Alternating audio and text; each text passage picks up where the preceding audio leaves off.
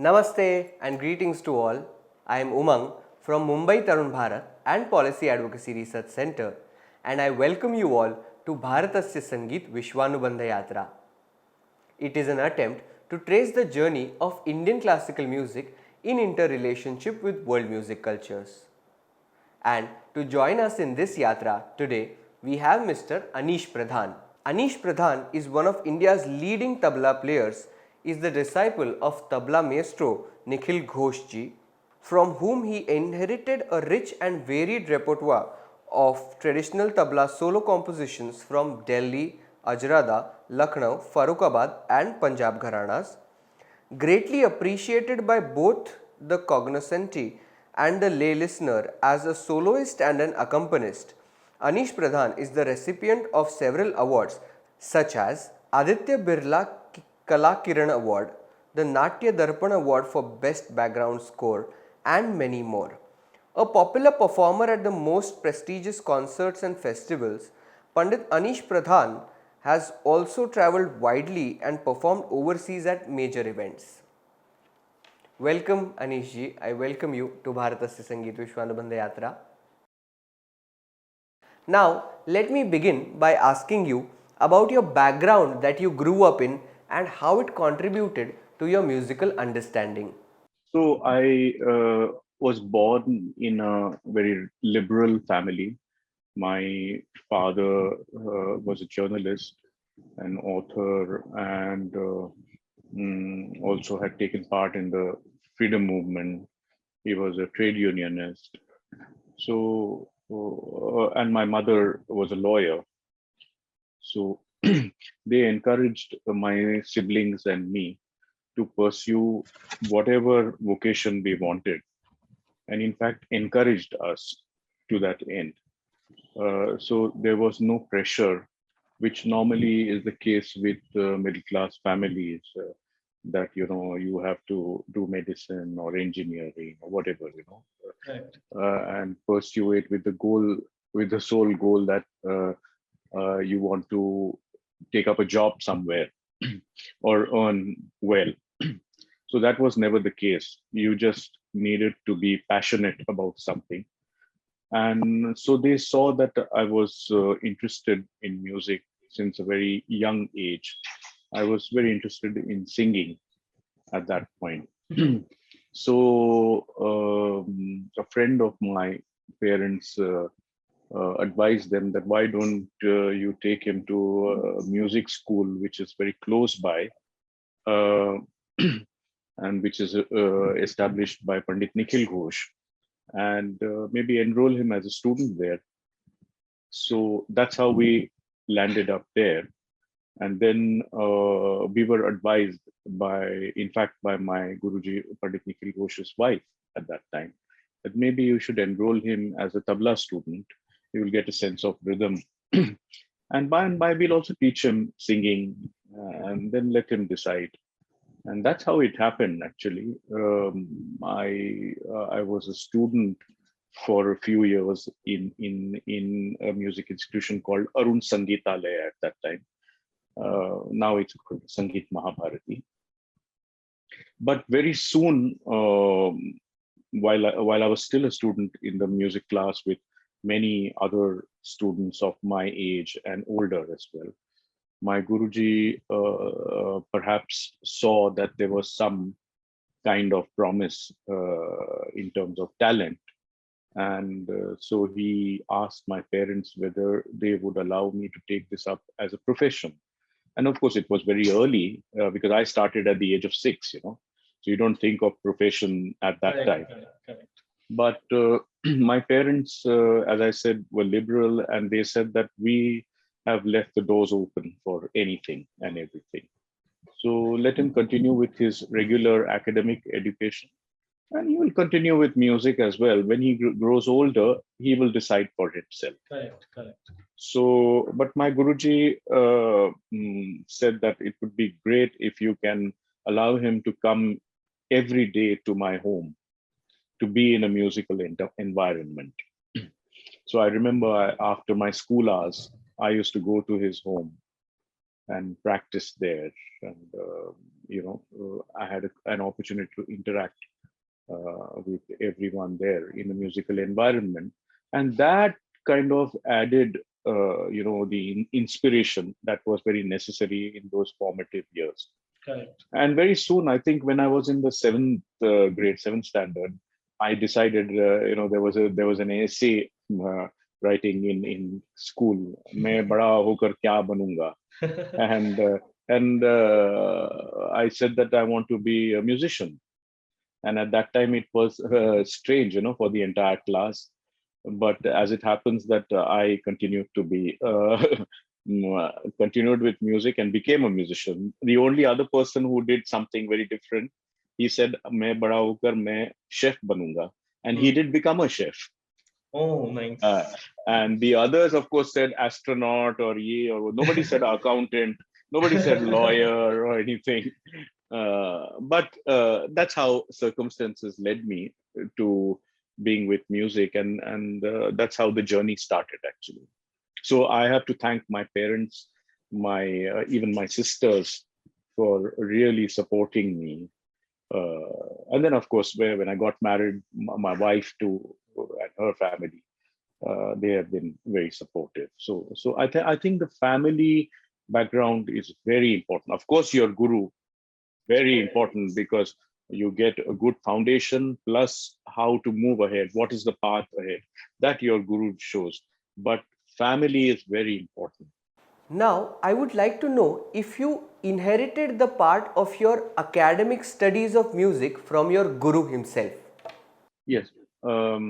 So my guru was very interested in research and documentation in his own way. Of course, he was not a trained researcher, or he was not trained in documentation like you have academic qualifications, but it was just purely out of his search for knowledge that he tried to inherit compositions, tabla, vocal, from various sources. So he had three gurus in tabla. The first one was Pandit Gyan Prakash Ghosh. The second was Ustad Amir Hussain Hasab, and third was Ustad Ahmad Jan Tharakwa. And all three had learned from great masters too.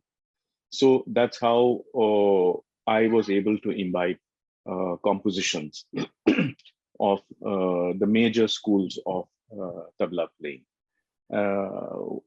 Alongside, my guru was very insistent that I don't want you to only be a tabla player.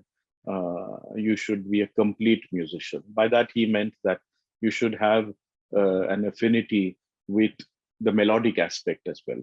Correct. So I learned vocal compositions, and and also I was accompanying sitar and vocal and everything. So by and by I started getting into rag music as well, and that is how my curiosity has been, both for the rhythmic as well as the melodic aspect. And of course, like I said, in my home there has always been a liberal background.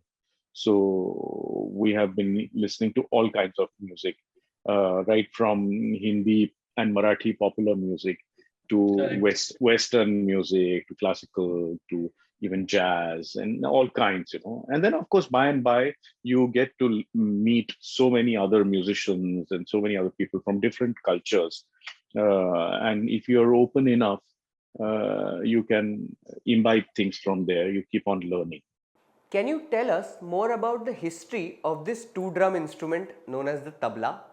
So, of course, there are many theories about the history of this instrument. And unfortunately, to date, there is no firm evidence to back many of these theories. For instance, some people believe that it was there even in 2nd century BC. On what grounds? Because they find some sculptures or in caves, iconography which shows people with upright instruments, percussion instruments, and they are playing it like that. But it doesn't look like a tabla, So, I mean, even congas are upright instruments, you know. Correct. But they played in Africa and other places. So, so you can't say for sure. The other major theory, and which has some sort of evidence, is that there could be a connection with the Persian and Arab world, you know, and because, as you know, that we had a lot of trade, and also political conquests were taking place from there. Along with those rulers, you know, musicians also came here. So a lot of give and take was there, and you find that when you listen to the music even today, you find a lot of connections there. And this word tabla, so there are drums in that region which have a prefix with this, like for instance tabal jang, that is drums for war. So many of these were played, let's say, on camelback, on either side of the camel. So so those kind of connections, there may be some element of truth there. And of course, you know, with the origin and evolution of instruments which date back so long in history, it's very difficult to say that, you know, a single person or a single region has contributed to this. So maybe there is some element of truth in all these, and it's not just one. Yeah, and that's the beauty of history, you know, that many streams go into making instruments, musical forms, us as human beings as well. Yes, to some extent. Yes. What is your understanding of the Indian Tal system, that is Carnatic and Hindustani both? Yeah, so I think the uniqueness lies in the fact that it's got this cyclical pattern, and it's not linear in that sense. So the whole idea of and while it's cyclical, I sometimes also like to think that it is spiral, because it's not just a repetition of cycles in a monotonous way. Each cycle is building on the previous one, and so in a sense you are evolving, you're going up. And that's the beauty, I think, of this system of rhythm. Of course, there's beauty in every system of music and every system of rhythm and melody. But this is what I find is the basis of the Indian system and the classical system, Hindustani and Carnatic music.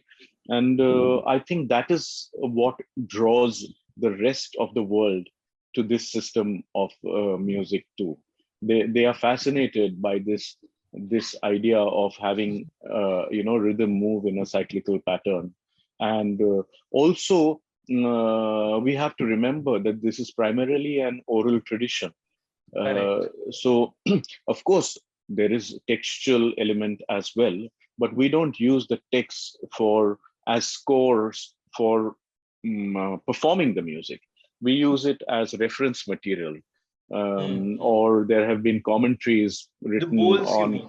Yes, so we don't. I mean, we write them down as reference, you know. Notations, but when notations. But when we are actually performing, we don't use them.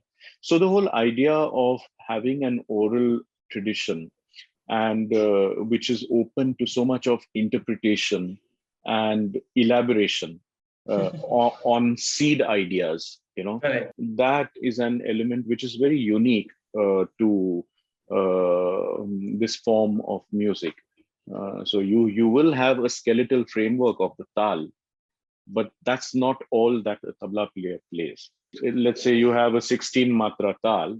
It's not just 16 plain bowls that you're playing. Within that lies embedded so many hidden stories, you know. Was there a moment when you were contemplating about Indian music and you had a realization of something unique, a Eureka moment? You know, you are surrounded by so much. In my case, at least, I was surrounded by so much knowledge and a wealth of information, and his scholarship and wisdom was so much that whatever I may have felt was minuscule as compared to what I was trying to imbibe there, Correct. and that what was seeping in. So I think for me, the best moments were always when I was absorbing as much as I could. That is all that remains in my memory, actually. That the every moment was a moment of education. How was your experience interacting with other cultures as a representative of Indian classical music? Before I interacted with other cultures, non-Indian musical cultures, uh, there was a long period when I was See, when you are with your guru, you are of course absorbing whatever he or she is giving you. Hmm? Correct. And but you can't be a frog in the well. So when I started moving out, when I started accompanying musicians and dancers, I began to see many different streams, and so that was also a beautiful opportunity for me to keep learning. So one is, of course, you have your firm background because of what you learn from your guru, and that is almost like a lifelong. Yeah, but alongside that, when you start interacting with other people, other gharanas, then you start knowing, oh, this is also there. Ah, wonderful, and so you don't take anything for granted. Otherwise, you can be very happy, oh, my guru has taught me everything. Now I am the greatest, So, but that fortunately never happened because there was so much to learn along the way. So within the Hindustani system itself, there was so much to learn. Then, of course, I had the wonderful opportunity to interact for many years with uh, a scholar of the eminence of Dr. Ashok Pranade. So, Correct. I read his books, his articles, papers, and of course, I met him several times and had an opportunity to closely interact with him.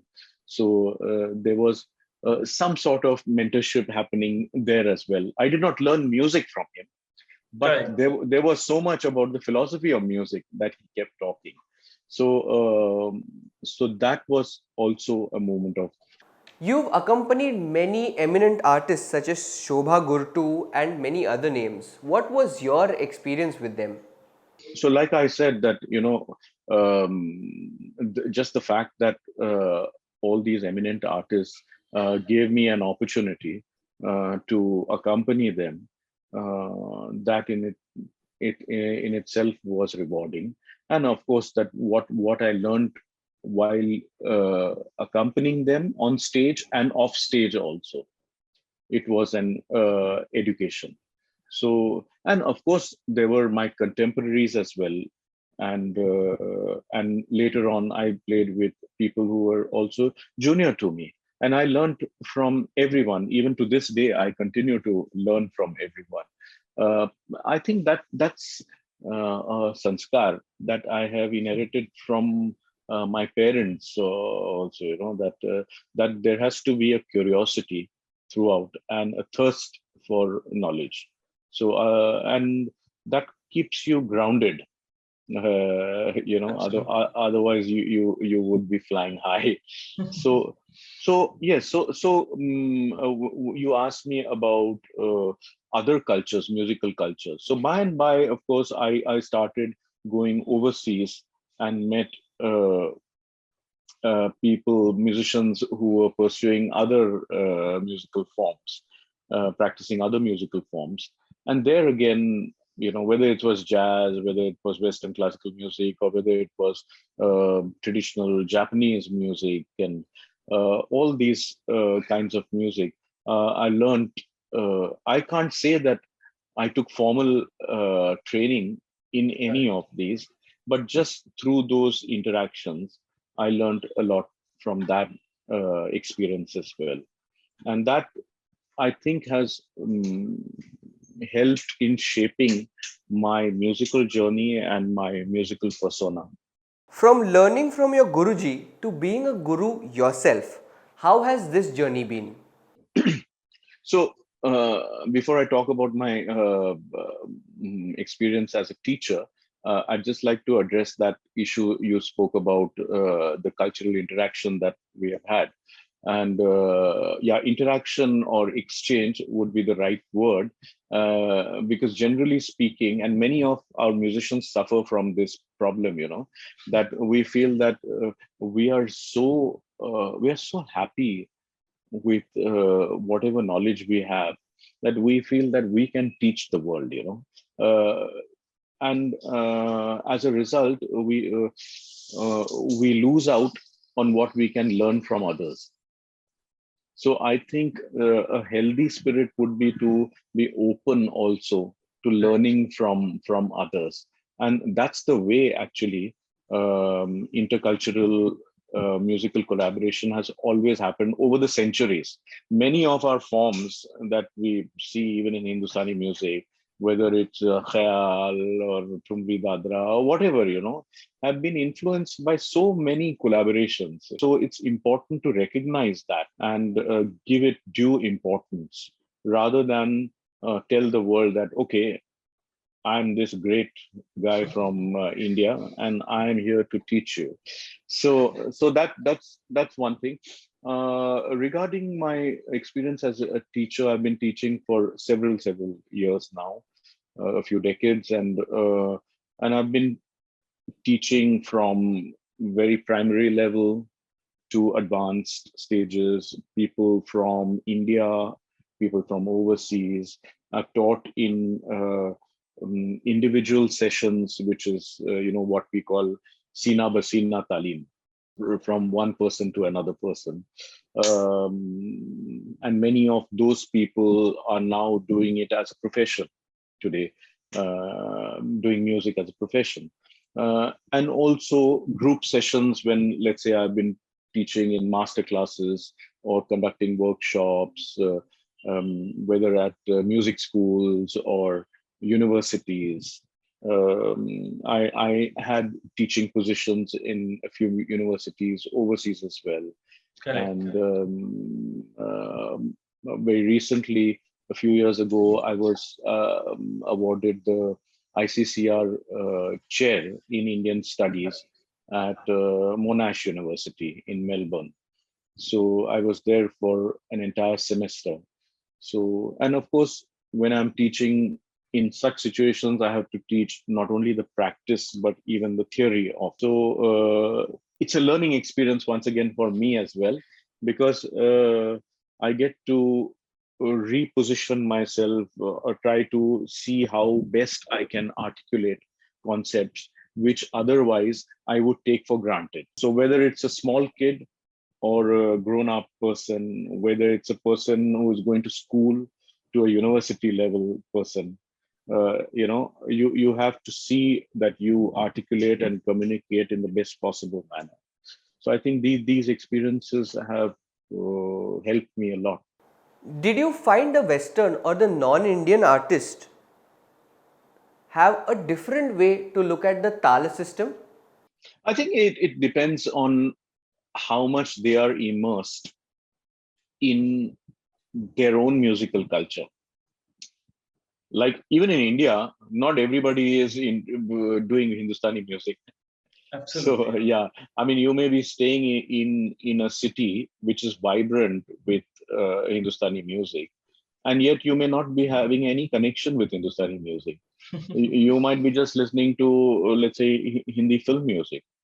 So I think it's a new experience for many people, even within India.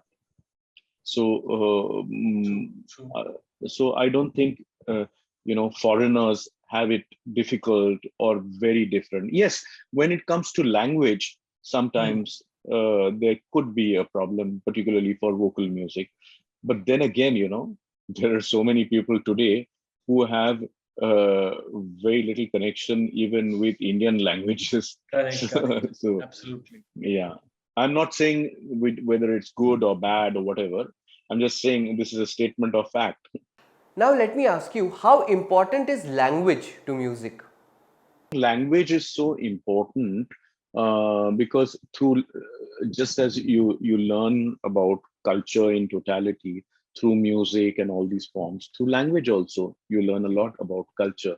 And I really feel that our music courses in institutions or even in Guru Shishya Parampara, gurus should tell students, to pursue, you know, learning language itself, Hindi or dialects of Hindi, because otherwise, these words become meaningless for you. For instance, I mean, whether it's Drupad or Khayal or Tumri Dadra, we have compositions in such a variety of languages from northern India.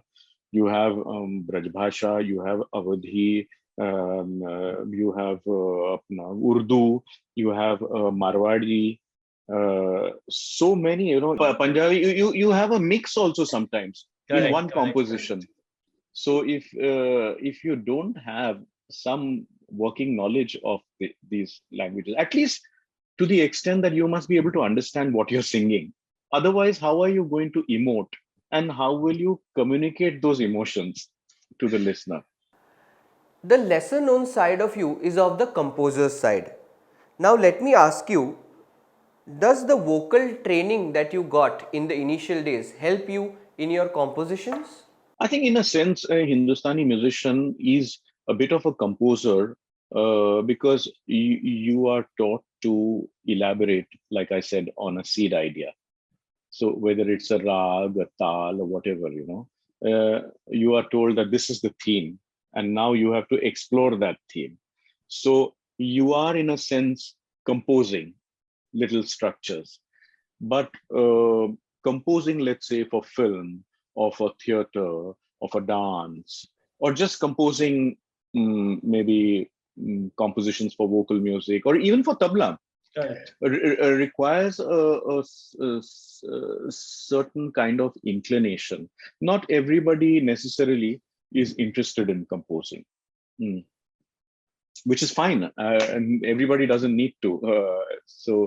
But like I said, that I was drawn to the melodic aspect from the very beginning, and that has stayed with me. So naturally, I mean, when I'm walking around also, I'm humming to myself, I mean, I'm humming more to myself than actually reciting tabla bols. So, so there is such a close affinity with the melodic aspect. And then, of course, the kind of musical environment that I grew up in, my family environment, all these things, the people, the kinds of musicians I interacted with, the kinds of music that I have been listening to, all these contributed to prompting me in this direction. And then, of course, circumstances just presented themselves to me. Somebody said, "Okay, will you compose for these short documentary films, or will you compose for this theater production?" And one thing led to another, and that's how it all happened. Thank you so much, Aneesh ji. So this was Mr. Aneesh Pradhan, an ace tabla player from India. Thank you for joining us in Bharatasya Sangeet Vishwanubandh Yatra. This yatra is in association with the Ministry of Culture, Government of India. Thank you. Thank you very much. Thank you. Thank you.